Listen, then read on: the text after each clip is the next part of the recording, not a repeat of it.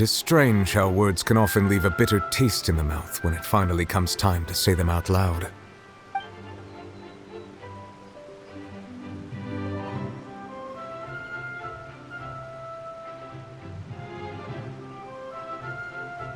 Whoa. So that's what happened? Focalor destroyed the divine throne of the Hydro Archon and restored your power to you, transforming you into a fully-fledged elemental dragon sovereign! But Paimon still doesn't quite get what you did to save the Fontanians from dissolving.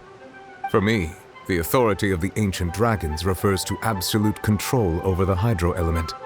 Fontanians were incomplete humans born of Egeria's use of the power of the primordial sea, with constitutions similar to that of mimics. But so long as those primordial energies remain within them, I could use the ancient dragon's authority to grant them true blood, after the fashion in which life was first brought into being on this planet. In other words, when I gave my verdict, Fontanians became true humans, and thus would naturally no longer be dissolved by water from the primordial sea. Focalor must have counted on you to make that decision as well. Your verdict was the key to making the prophecy appear to have come true while saving everyone. Yeah, and in a manner of speaking, Focalor finally managed to fulfill the original Hydro Archon's wish to turn Oceanids into real people too! It seems from your expressions that you still have more things you wish to ask. Ask away. I will tell you the truth as I know it. I have investigated his case along many avenues, and I have learned that he once fell into an unknown chasm when he was young. There, by chance, he awakened the all-devouring narwhal. But whether it be by sentiment or reason, that should not have been enough to consider him the root cause of the disaster. At most, he would have had tangential liability. As for the judgment passed by the Oratrice during the trial, whether it was due to that liability by association or Focalor deliberately using him to buy time for us on the assumption that he would be able to hold the creature off, I cannot say. Guess Focalor had Fontanians in mind the whole time. In the end, it was thanks to her that they finally became real humans. Hang on a second. Paimon suddenly got another question. Back when Fontanians hadn't yet become real humans, were the children they had also transformed Oceanids? Life has always flowed like water. Do you recall how Fontanians would often come to the Fountain of Lucine to pray for children? Yeah! Lynette said the fountain is where all the waters in Fontaine converge. In truth, even those couples did not know that such prayers were no mere custom, but instead a form of ritual. Those Oceanids who were blessed within the spring water would later descend as new humans in the coming months. Paimon sorta gets it now. Either way, it seems like this ritual won't be of any further use, but it'll probably live on as a local custom. Ask away. I will tell you the truth as I know it. Yeah, about that. Risley said Farina has already left. What's that all about? Ah, Lady Farina. The people are only aware that her death sentence has not been carried out. She abdicated the post of Hydro Archon and left affairs related to that title to me, before leaving the Opera House. I related Focalor's words to her faithfully and completely. After hearing them, she seemed neither saddened nor comforted. She simply said that she was tired and needed to rest. Having said that, she then packed her things and moved out of the Opera House, not unlike how an ordinary person might. But she's still got a place to stay, right? You need not worry. I will make arrangements to ensure that she will not want for food, clothing, board, or travel. In truth, I am somewhat happy for her. The wear and tear on her spirit will, of course, take time to heal. But now that she no longer has to play the role of Focalor the Hydro Archon, she can finally lay down her burdens and lead a normal life. What about you then? What are your plans now that you've regained your full powers as the Hydro Dragon? After Focalor passed on, the Oratrice also ceased to function. This matter will directly affect our trials. After much careful consideration, I've decided to take over its role in our courts. From now on, I shall hear cases and pass verdicts by myself. Looks like you're still considering stuff from the perspective of the Udex, huh? As an elemental dragon, there are indeed many things that I must do. But this power and this duty, in a manner of speaking, you could say that both were granted to me. As such, before I attend to my other responsibilities, I must first and foremost continue to serve Fontaine as its highest judge. The duty of the Hydro Sovereign and the duty of the Iudex shall coexist within my person. Additionally, the Hydro Archon's departure has brought about another problem, which is that the Opera House shall no longer produce indemnitium. That's true. That power was derived from the people's faith in the Hydro Archon, wasn't it? Wait, but the various mechs and machines in the city are all still okay. Where are they getting their energy from? As I am now, I have full command over New Musia, and it can serve as a complete substitute. Another reason why I cannot quite leave Fontaine immediately. Wow. This ancient dragon's authority stuff is really quite useful, huh? Ask away. I will tell you the truth as I know it. Oh, that's right! They say you've given it to the knave as a diplomatic gift or something! Leaving aside their intentionality, the two Fatui Harbingers have indeed done much for us during this crisis. Their sole remaining goal in Fontaine, at least at this point, would seem to be the Gnosis. The Oratrice has ceased to function.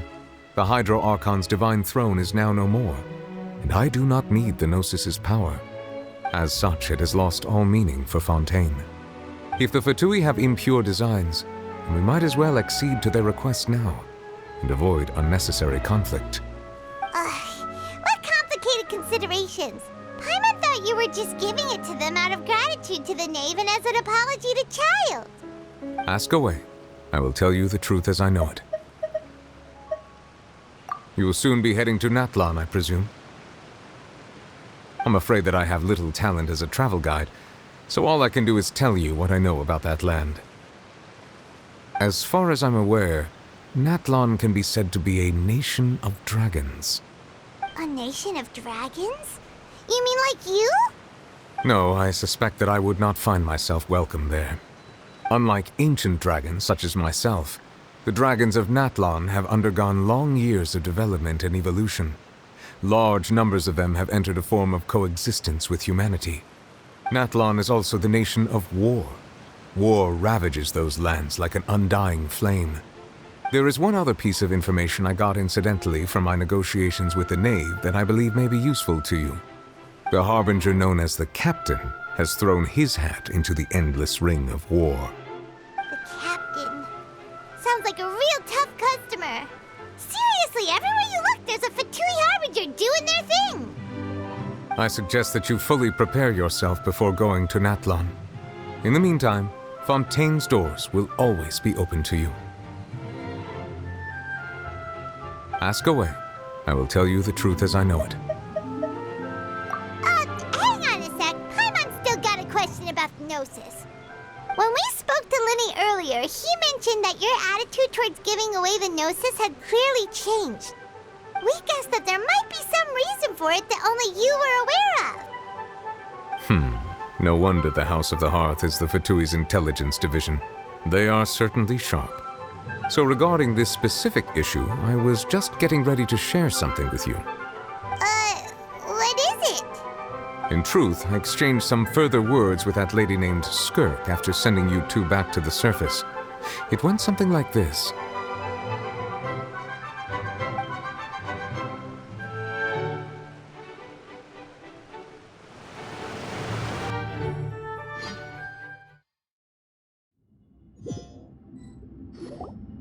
Well, we're going to head topside to see what's going on. You hurry over soon as well, all right, Nervalet? What next? The all-devouring narwhal isn't here, so I'm no longer getting any interference. I can finally catch the scent of your power, what it's made of. It is the authority of the planet's primordial dragons, but with something very similar to a god's curse mixed in. It's quite a novel blend. I'm sure I've encountered something like this before. What was it again? I do not know what you speak of. Of course. How could I forget? You should have the remains of the third descender on your person, yes? Remains? I've never heard of any such thing. According to your parlance, I believe it may be called a gnosis. Well, that much is true. After Focalor's divinity faded, she handed her gnosis to me. But I fear I have never heard of it described in the manner that you just did.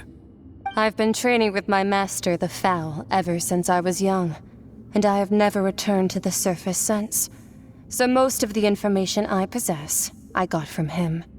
It is only natural for those who are greater than humanity to possess a different sort of common sense, which is why there are so many problems in our attempts to communicate with humans. Regardless, you should probably get rid of objects of misfortune to prevent any disasters from befalling you. To live in itself is a blessing. But once a person dies, the bonds he once had with this world shall all turn to curses. What do you mean by that? No need to fret. These are just my personal thoughts, and my reason for no longer wishing to return to the surface. This third descender you refer to, who are they? And when did they die? Master never mentioned them to me. Perhaps it just wasn't that important for me to know. If you're interested, though, I could ask him. I'll be sure to pass the answer on to you next time. Next time? You believe we will meet again? I do.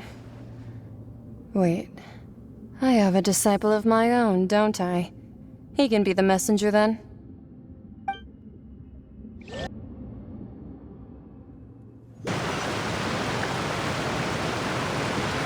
That's what she told me. Whether it would prove useful or not, I wanted to pass that information on to you. The remains of the third descender? So that's what the Gnosis actually are.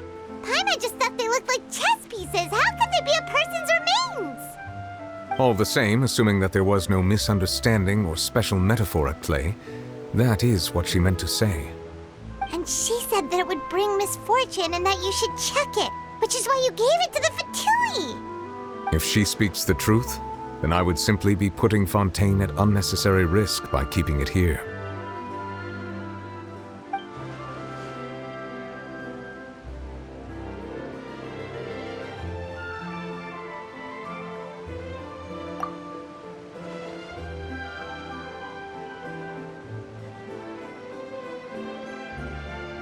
I had guessed that you might already be familiar with this concept, but I did not expect you to be one of them. That means that the Gnosis, which are exceedingly element-compatible and can even enhance elemental abilities, do indeed come from the third descender. I wonder, does your body also possess similar properties? Like being able to use elemental powers without a vision. That does sort of count as special compatibility, right? No, let's not think about this stuff right now. It just feels creepy. Comparing the Traveler to the dead third descender and all. That's what you say, but this topic still feels like bad luck. Once Child recovers, let's get some more answers out of him. Or go look for his master and get the answers that way. I too believe it unwise to make too many blind guesses when information is lacking. The same is true of being at court. All right. Whatever the case, it seems like the crisis here in Fontaine's over for now. Yes. All of Focalor's efforts were for this moment as well. But she sacrificed herself in the end as a god, and she suffered through all those years as a human. Was that really what she wanted? I suppose that would be the mystery of a god's will. I suspect not. But once in a while, I too would guess that if wishes were like the clouds in the sky, they will one day return to the earth as raindrops. Life flows like water, and rain is the final answer. The water levels may sometimes tilt one way or another, but the rain falls fairly upon all. And what, ultimately, is the difference between the rains that fall upon all of us?